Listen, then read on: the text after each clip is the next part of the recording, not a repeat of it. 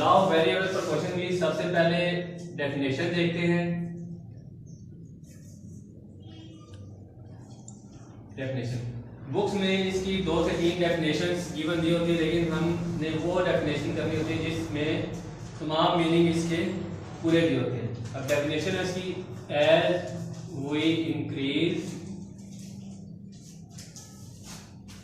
The quantity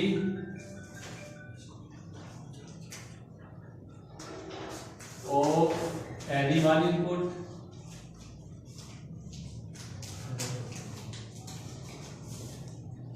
which is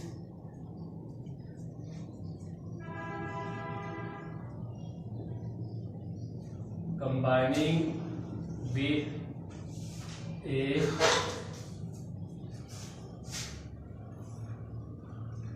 fixed quantity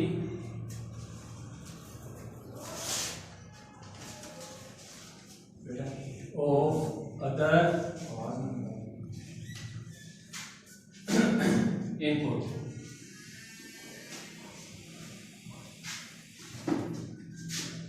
आगे the marginal physical productivity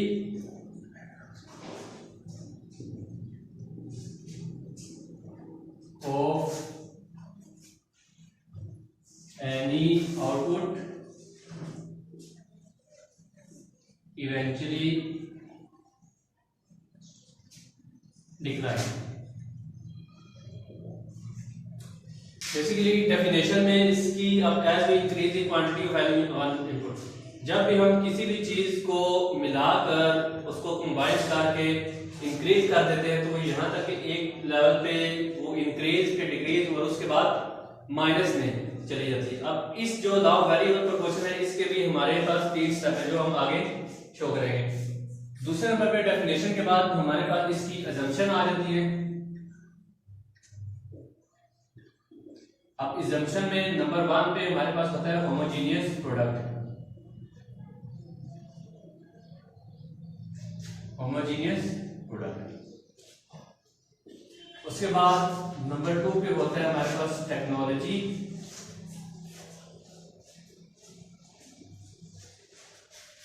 और number 3 पे है हमारे पास perfect competition.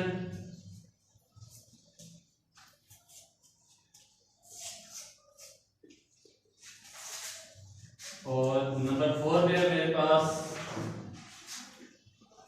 One factor of production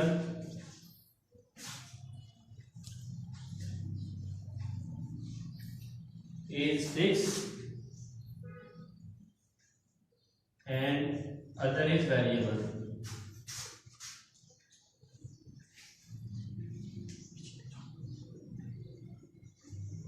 And other is variable. ये हमारे पास 4 इसकी अजम्पशन होती है। जो सबसे पहली अजम्पशन है उसमें होमोजेनियस प्रोडक्ट। होमोजेनियस प्रोडक्ट का मतलब है कि जो भी आप चीज इस्तेमाल कर रहे हैं लॉ वेरिएबल में वो 2 की शक्ल में होनी चाहिए, जैसे जोड़े की शक्ल में। कोई भी चीज, जैसे हम उस एग्जांपल में जूते, उसके बाद पेन और उसके साथ पेन के साथ इंक आप कह सकते हैं, और इसी के साथ आप चेयर और टेबल,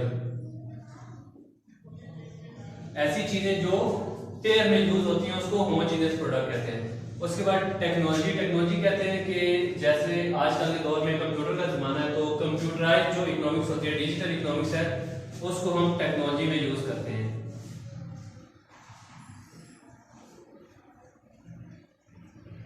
और देन नंबर 3 पे हमारे पास आ रहा है परफेक्ट कंपटीशन।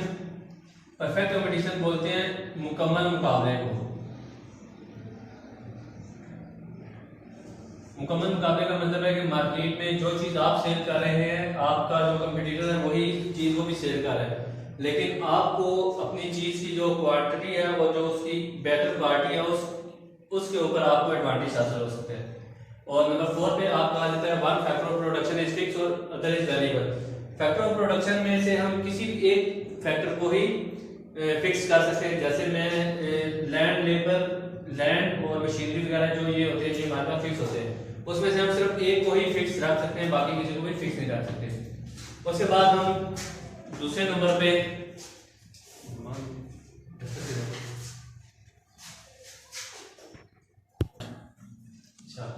अब उसके बाद सबसे पहले डेफिनेशन हमने देख ली। डेफिनेशन के बाद हमने एजम्पशन देखी, और अब एजम्पशन के बाद हम जो इसका तीसरा स्टेप आ रहा है वो टेबल। अब हम टेबल के जरिए और ग्राफ के जरिए आगे क्वेश्चन को आगे लेके जाएंगे। सबसे पहले फैक्टर ऑफ प्रोडक्शन। जो फैक्टर ऑफ प्रोडक्शन होते हैं वो हमारे पास फिक्स होते हैं, ये हमारे पास फिक्स होते हैं। तो हम इसको फैक्टर ऑफ प्रोडक्शन को एजम्पशन ले लेते हैं कि ये 10 है हमारे पास, 3 4 5 6 7 और 8। हम इसको 8 वैल्यू ले लेते हैं। उसके बाद वेरिएबल फैक्टर ऑफ प्रोडक्शन, इसको यूनिट्स क्यों बोलते हैं। अब यूनिट्स में 1 2 3 4 5 6 7 और 8 यूनिट है हमारे पास। अब जो मार्जिनल प्रोडक्ट है, पूरा क्वेश्चन जो हमारा लॉ ऑफ वेरिएबल पर डिपेंड करता है, टेबल और ग्राफ का, वो मार्जिनल प्रोडक्ट पे डिपेंड करता है कि हमारी मार्जिनल प्रोडक्ट कितनी होनी चाहिए।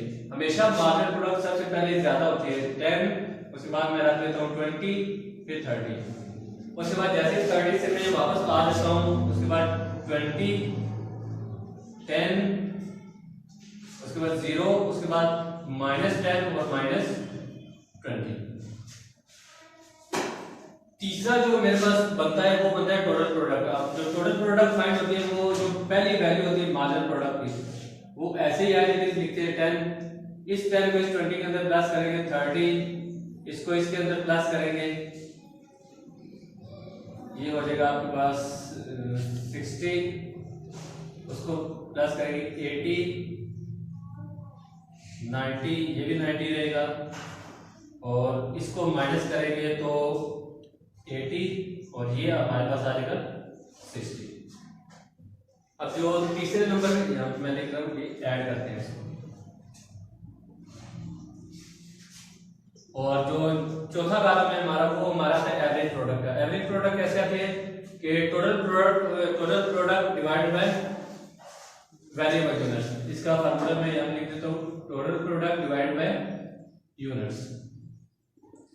अब 10 और 1 को डिवाइड करें तो 10 ही आएगा, 30 और 2 से डिवाइड करें तो 15, 60 को 3 से डिवाइड करें तो 20, 80 को इससे डिवाइड करें तो ये भी 20 आएगा, 90 को 5 से डिवाइड करेंगे तो 18, उसके बाद 90 को 6 से डिवाइड करेंगे तो 15, और इसके बाद 80 को 7 से डिवाइड करेंगे तो 11.4, और उसके बाद 7.5। ये हमारा इतना सा टेबल बनता है। उसके बाद जो हमारा इसी का ग्राफ बनता है। अब ग्राफ कैसे है कि ग्राफ, इसके ग्राफ के लिए हमें थोड़ी सी ज्यादा स्पेस चाहिए होती है, क्योंकि बड़ा ग्राफ है, उसमें हमने 3 चीजें कवर करनी होती है। अब ग्राफ में आप ऊपर को x एज्यूम कर ले, इसको y एज्यूम कर ले। अब स्टॉप कर दें।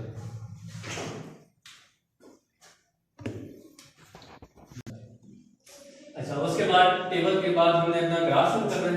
तो ग्राफ में हम ऊपर x और इस जगह पे y ऊपर और नीचे x लिखेंगे। अब सबसे पहले मुझे 3 चीजें चाहिए। अब मैं देखूंगा यहाँ से लेके यहाँ तक की जो टोटल वैल्यू है वो कितनी बाकी है, मीन्स के सबसे छोटी वैल्यू और सबसे बड़ी वैल्यू। नीचे जगह पे हम यहाँ पे लिखते हैं यूनिट्स, और इस जगह पे हम लिखते हैं प्राइस वगैरह।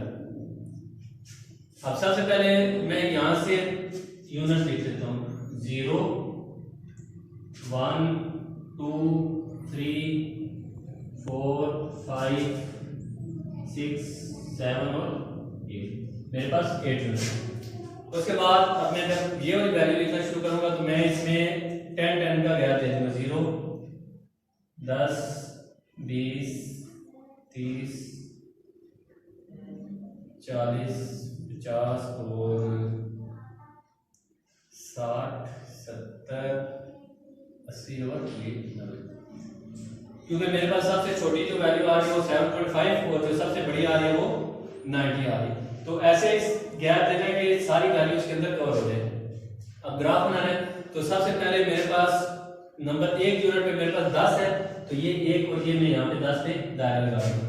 नंबर 2 पे मेरे पास 30 है, तो ये नंबर 2 और यहाँ पे 30।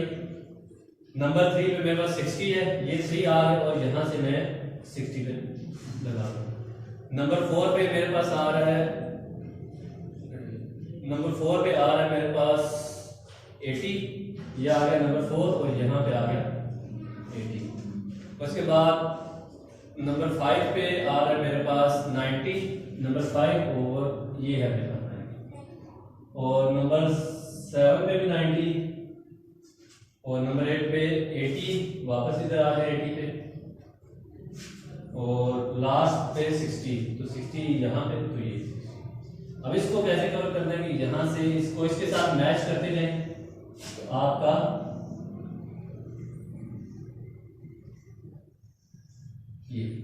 ये मेरे पास बन जाता है टोटल प्रोडक्ट का। ये मेरे पास टोटल प्रोडक्ट का बनता है। अब दूसरे नंबर पे मैंने मार्जिन प्रोडक्ट का बनाना है, तो मार्जिन पे 1 पे 10, 2 पे मेरे पास 20 का आ रहा है, तो ये 2 और यहाँ पे 20, 3 पे आ रहा है 30, ये 3 और ये 30, 4 पे दोबारा 20, ये आ गया 4 और यहाँ पे मेरा 20 बन रहा है। उसके बाद नंबर 5 पे मेरा 10 आ रहा है, ये 5 आ गया और यहाँ पे 10। उसके बाद नंबर 6 पे 0, तो ये 0 यहाँ पे और माइनस वाली वैल्यू नीचे लिखते हैं, -10 और -20। और -10 आ रहा है यहाँ पे 7 पे इधर और 8 पे आ रहा है यहाँ। अब इसको भी यहीं से मैच करते करते लेके जाएंगे CL के साथ। इसको हम बोलते हैं, एक मिनट, अब हम ग्राफ बनाने लगे, तो ग्राफ में सबसे पहले मुझे मार्जिन प्रोडक्ट, उसके बाद टोटल प्रोडक्ट और उसके बाद एवरेज प्रोडक्ट, तीनों के यहाँ पे एक ही टेबल में मैंने ग्राफ बनाना है। अब यूनिट नंबर 1 पे मार्जिन प्रोडक्ट मेरे पास 10 है, तो मैं यूनिट नंबर 10 पे नुक्ता लगा दूंगा। नंबर 2 पे मेरे पास 20 आ रहा है, तो ये आ गया नंबर 2 और यहाँ पे 20। नंबर 3 पे मेरे पास 30 है, तो ये नंबर 3 और यहाँ पे मैं टिक लगाऊंगा। नंबर 4 पे मेरे पास आ रहा है दोबारा 20, ये नंबर 4 और यहाँ पे 20। नंबर 5 पे मेरे पास 10, ये नंबर 5 और यहाँ पे 10। नंबर 6 पे मेरे पास 0 है, तो ये 0 यहाँ पे। और नंबर 7 पे -10, तो -10 नीचे है तो यहाँ पे। और नंबर 8 पे -20 यहाँ। अब इनको आपस में लाइनों को मैं जो मैं दायरे लगाए इनको आपस में मैच करता जाऊंगा, तो ये मेरा बन जाता है MP बोलते हैं मार्जिन प्रोडक्ट को।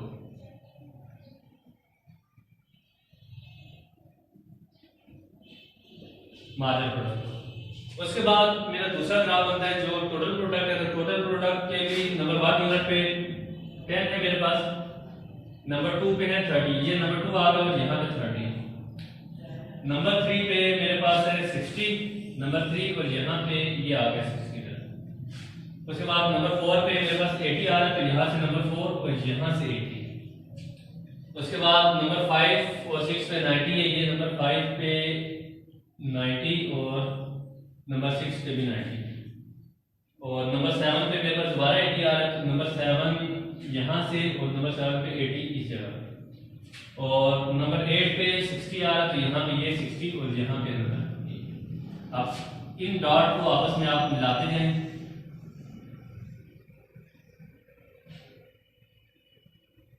और ये जब मैच हो जाए तो इसको बोलते हैं TP, मतलब कि टोटल प्रोडक्ट।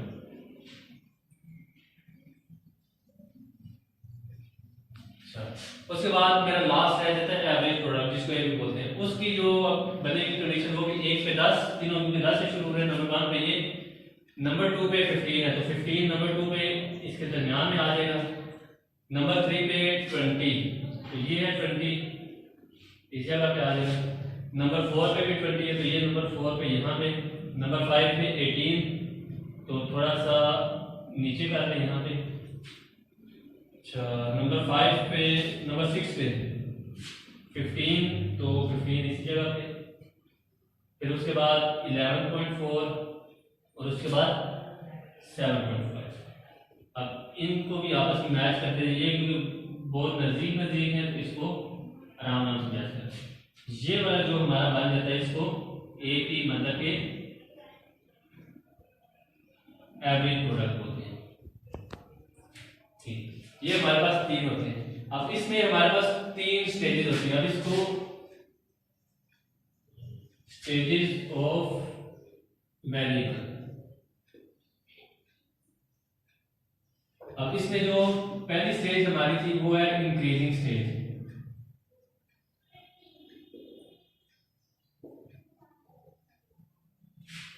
उसके बाद नंबर 2 पे जो आ रही है वो होती है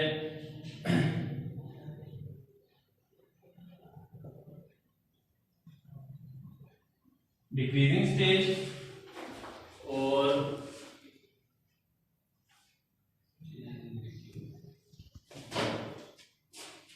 नंबर 3 वाली जो स्टेज आती है वो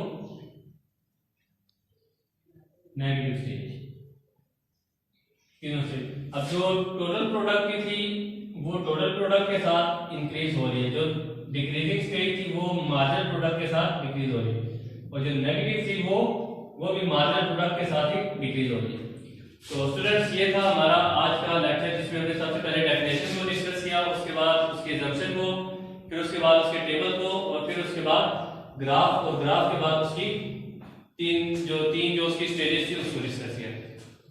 तो इकोनॉमिक्स के मजीद लेक्चर्स के लिए और तमाम न्यू वीडियोस के लिए सब्सक्राइब करते रहिए और देखते रहिए एक्सीलेंस एकेडमी और इंस्पायर एजुकेशन 001। बहुत शुक्रिया।